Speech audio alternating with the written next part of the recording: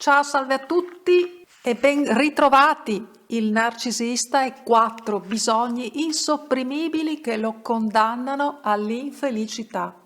La vita di un narcisista è guidata da bisogni insopprimibili e altrettanto fatali proprio nella misura in cui sono insopprimibili per lui, e questo anche in amore. Secondo uno studio condotto dall'Università del Kentucky su un gruppo di studenti che hanno totalizzato un alto punteggio sulla scala del narcisismo patologico, si è riscontrato che minore è la connettività tra la corteccia prefrontale e lo striato ventrale, è prova di un deficit interno nella connettività cosiddetta self-reward. Nei narcisisti, in altre parole, costoro possono lottare per avere pensieri e sentimenti gratificanti su loro stessi, spingendosi però a cercare l'affermazione di loro stessi con una sorta di compensazione al loro deficit neuronale. Questa è una spiegazione organicistica di quello che avviene in termini fisiologici nella mente di un narcisista,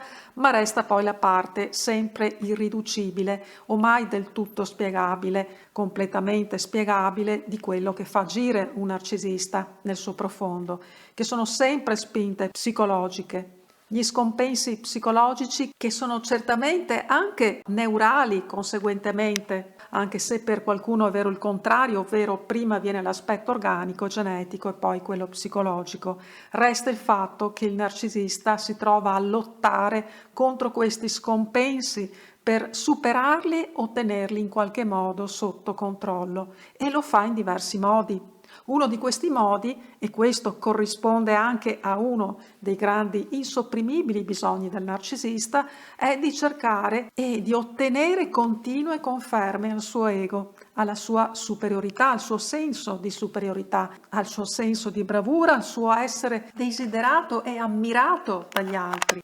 Un altro insopprimibile bisogno del narcisista, tanto insopprimibile quanto fatale per lui, è il bisogno d'amore, di ricevere amore però e non di darlo. E la grande fatalità e l'aspetto altrettanto nefasto di questo suo grande bisogno sta proprio sia nel fatto che appunto si tratta di un insopprimibile bisogno di avere, di ricevere amore, ma non di darlo, anche perché il narcisista non è in grado di dare amore, ma anche nel fatto stesso che si tratta appunto di un bisogno e non tanto di una naturale propensione a dare e ricevere amore, perché non dimentichiamo che l'amore vero, autentico, non si esaurisce semplicemente, meramente in un bisogno, è molto di più, va oltre il bisogno stesso.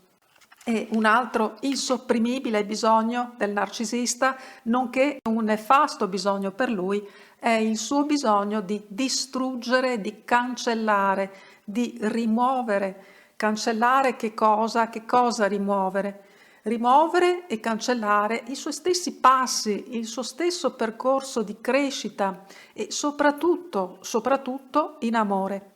Il narcisista non può e non è in grado di accettare la sua opera distruttiva, che è pur sempre necessaria per lui nella misura in cui deve continuare a rifornirsi di nuove situazioni romantiche.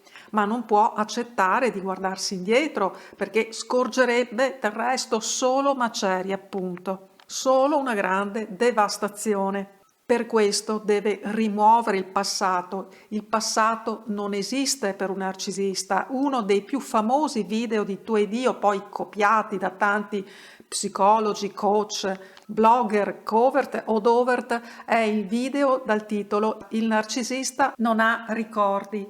Quindi il bisogno di cancellare, di rimuovere il passato.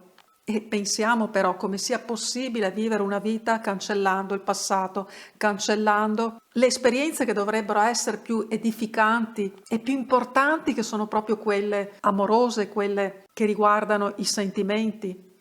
Come può essere una persona che ha questa necessità di cancellare il passato dei propri sentimenti, se vogliamo chiamarli così, ma naturalmente nel caso di un narcisista non si può parlare di sentimenti, ma solo di emozioni. Un altro bisogno fatale quanto nefasto del narcisista è proprio quello di emozionarsi. La necessità quindi delle emozioni e non sentimenti. Un narcisista ha bisogno di emozionarsi perché ha bisogno in definitiva di sentirsi vivo.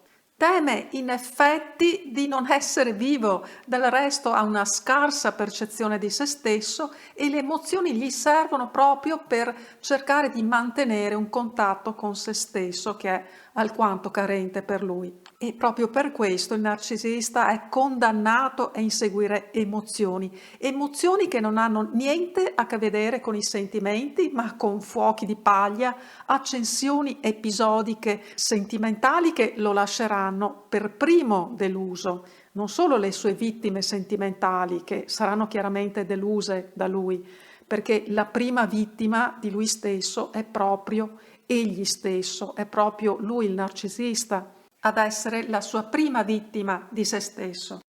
Un abbraccio forte e ci sentiamo presto. Ciao, a presto, ciao ciao.